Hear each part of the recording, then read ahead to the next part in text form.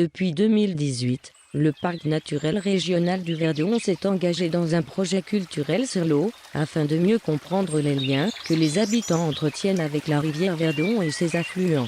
Après la conduite d'une étude historique et ethnologique, de la conquête de la rivière au grand voyage des eaux, qui a donné lieu à un ouvrage, disponible gratuitement sur le site internet du parc naturel du Verdon, vient le temps de la création artistique. Le parc a voulu donner la parole à des artistes, en commandant une création sonore, afin de questionner ces thèmes de manière plus sensible et intime.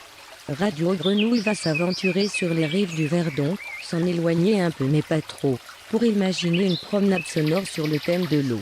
Nelly et Pascal de Radio Grenouille poseront leurs valises dans les villages de Saint-André-les-Alpes, du 8 au 13 mars, Bauduin, du 6 au 11 avril, Saint-Julien-le-Montagnier, du 17 au 22 mai. En réponse à un appel à projet du parc régional du Verdon, qu'on avait rencontré il y a quelques années déjà, parce que Radio Grenouille, en 2013, a créé une collection de promenades sonores. En fait, à l'époque, Marseille était capitale culturelle européenne, et c'était une façon pour nous d'accueillir les habitants de leur propre ville à la découverte de leur propre ville, et les touristes, dans des parcours à des endroits où habituellement on va pas faire de tourisme, ou alors où moi qui habite Marseille, je vais pas à Saint-Marcel parce que je connais personne, j'ai rien à y faire, donc voilà. Et on a créé comme ça toute une collection qui permet aux uns et aux autres de découvrir leur propre territoire, ou alors de découvrir Marseille autrement qu'à partir des guides touristiques. Et c'est une commande du parc du Verdon, un appel à projet. Et du coup, ici, on commence, on est arrivé hier midi, on a repéré, on sait à peu près maintenant, on est à peu près sûr de notre parcours, ça va vraiment être un parcours qui a son importance, parce que ce que les gens vont écouter en marchant, ce qu'ils vont voir aura aussi une importance par rapport à l'histoire qui sera racontée.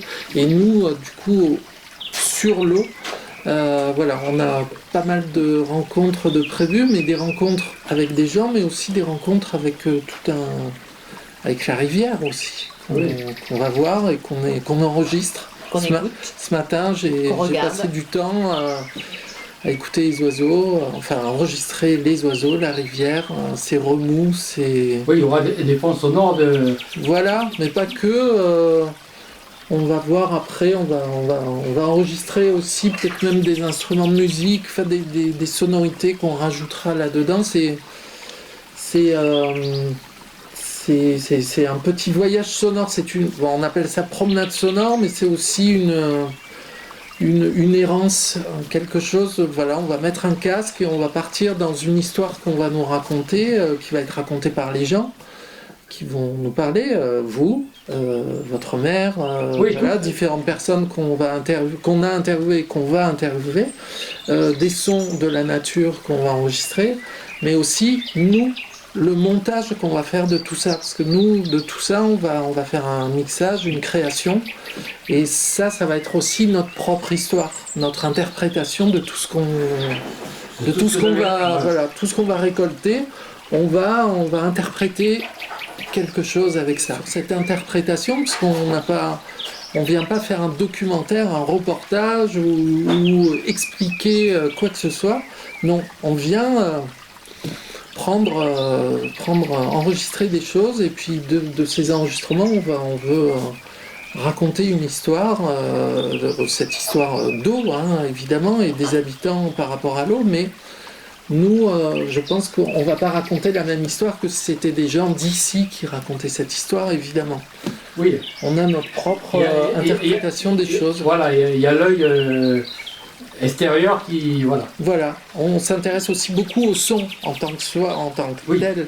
La parole des gens est très importante, mais le son, voilà, ici... l'ambiance, quoi. L'ambiance sonore de cette pièce, ça a aussi son importance, parce que la façon dont vous parlez, vous, est aussi influencée par les sons qui existent ici et dehors. Voilà. La rivière, le Verdon, l'Issole, c'est aussi tout ça fabrique une ambiance, un environnement sonore. D'accord. Et là, la restitution, ça sera quand? Fin septembre. Voilà, puisque suite à cette première semaine à Saint-André, le mois prochain, on va rencontrer les sons et les humains et les vivants de toutes sortes à Bauduan. Et puis au mois d'avril, on sera une semaine à Saint-Julien-de-Montagné. Et les 3 promenades seront restituées le même week-end. Je crois bien que c'est le dernier week-end de septembre. D'accord. Voilà. Vous reviendrez pour faire la restitution. Tout à fait, et je pense qu'on reviendra avant aussi, puisque les promenades sonores sont des objets assez compliqués à fabriquer. Et je pense qu'on repassera pour faire les derniers ajustements, peut-être au mois de juillet. Et là, vous mettez combien de temps pour refaire le montage? C'est très long, ça, ou Oui, ouais, c'est long. Il faut ou bien c'est par... vous ne faites pas tout à la suite, c'est par... C'est par phase, mais on va dire il faut quand même 3 bonnes semaines pour créer une promenade sonore. Voilà. Oui, c'est pas... Oui, voilà. Une semaine ici et 2 semaines supplémentaires de fabrication, de création.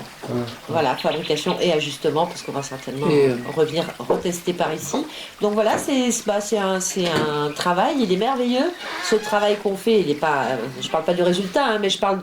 Oui, voilà, on a la chance de faire ce type de travail qui est vraiment... intéressant, riche par la rencontre et puis riche par le monde des sons dans lequel on évolue et que l'on collecte. Donc on est des petits chanceux en fait de connaître aussi, voilà, c'est chaque fois il y a une aventure différente. Mais oui, de faire ces rencontres, de découvrir ces paysages. Enfin, voilà, là la région, elle est vraiment. Oui, elle est splendide. Mais c'est magnifique.